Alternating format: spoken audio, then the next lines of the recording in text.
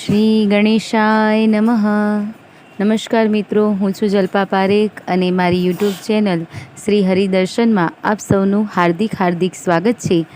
મિત્રો, આજે ગણપતિ ચોથ એટલે કે ગણેશ ચોથની વાર્તા, વ્રત, પૂજા, મુહૂર્તનો સમય આપ સૌને જણાવવા માટે આજનો આ વિડીયો રજૂ કર્યો છે. તો સૌપ્રથમ આપણે જાણીશું કે ગણપતિ ચોથ ક્યારે બેસે છે અને ક્યારે સમાપ્ત થાય છે. તો મિત્રો, ગણેશ ચતુર્થીનો પ્રારંભ થાય છે 26 ઓગસ્ટ બપોરે 1:55, જ્યારે ગણપતિ ચોથ સમાપ્ત થાય છે 27 ઓગસ્ટ બપોરે 3:45. મિત્રો, ઉદયાતિથિ પ્રમાણે જોવા જઈએ તો 27 ઓગસ્ટના દિવસે ગણપતિ ચોથનું વ્રત છે.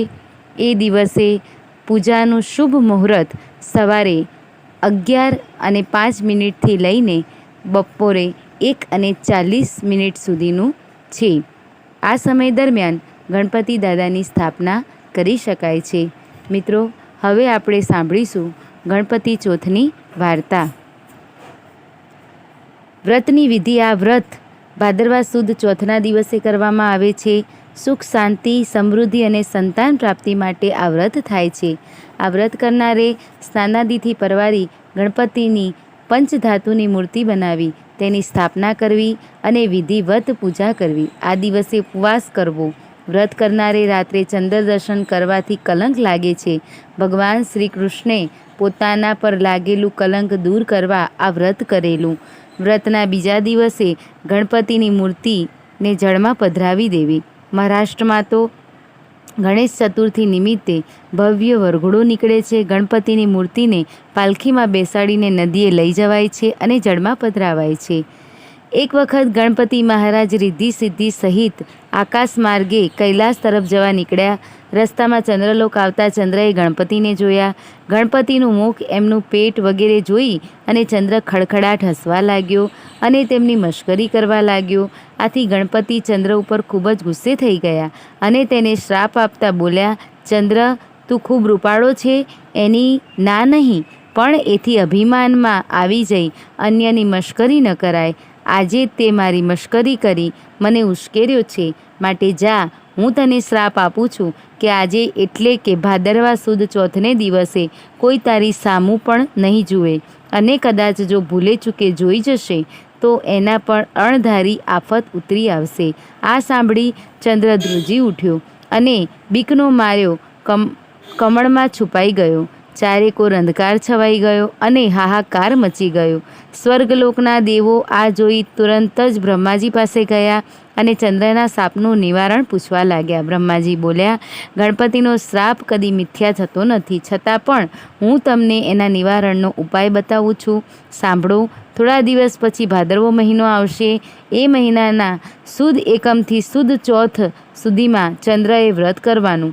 એ વખતે ગણપતિની કોઈ પણ ધાતુની અથવા તો પંચધાતુની મૂર્તિ બનાવી તેમના સ્થાપના કરવી અને પછી વિવિધતાથી તેમની પૂજા કરવી. નૈવેદ્યમાં લાડુ ધરાવવા. સાંજે ગણપતિની મૂર્તિને વાજતે ગાજતે નદી કાંઠે લઈ જઈ જળમાં પધરાવી દેવી. આ દિવસે બ્રાહ્મણોને જમાડી યથા યોગ્ય દાન દક્ષિણા આપવામાં આવે તો ગણપતિ જરૂર રીઝે અને ચંદ્રને શ્રાપમાંથી મુક્તિ મળે.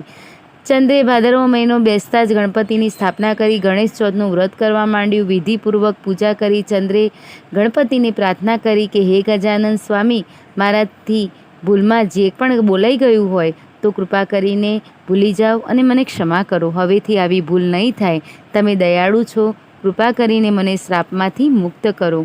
ગણપતિ ચંદ્રની ભક્તિ જોઈ ખુશ થયા અને તેને દર્શન આપતા બોલ્યા, ચંદ્ર, તું સંપૂર્ણ રીતે શ્રાપ મુક્ત તો નહીં જ થઈ શકે, તેમ છતાં તારા વ્રતથી ખુશ થઈને હું શ્રાપને થોડો હળવો બનાવું છું. જો કોઈ પણ વ્યક્તિ ભાદરવા સુદ બીજના દર્શન કરીને પછી તારા ચોથના દર્શન કરશે તો તેને કોઈ પણ જાતનું સંકટ નહીં પડે. આટલું હું તને માફ કરી દઉં છું. બાકી તો ભાદરવા સુદ ચોથના દિવસે જો કોઈ તારા દર્શન કરશે એને કલંક લાગ્યા વગર રહેશે નહીં અને એ કલંક દૂર કરવા માટે જો કોઈ મારું ગણેશ ચોથનું વ્રત ભક્તિપૂર્વક કરશે તો હું પ્રસન્ન થઈશ અને તેને સંકટમાંથી મુક્ત કરીશ. હે ગણપતિ દાદા, જેવા તમે ચંદ્રને ફળ્યા તેવું તમારું વ્રત કરનાર, કથા સાંભળનાર, કહેનાર સૌ કોઈને ફળજો અને સુખ શાંતિને સમૃદ્ધિ આપજો. બોલીએ ગજાનંદ ગણપતિ મહારાજ કી જય. મિત્રો, આ હતું ગણપતિ ચોથની વાર્તા. આપ સૌને મારા જય શ્રી કૃષ્ણ. શ્રી ગણેશાય નમઃ.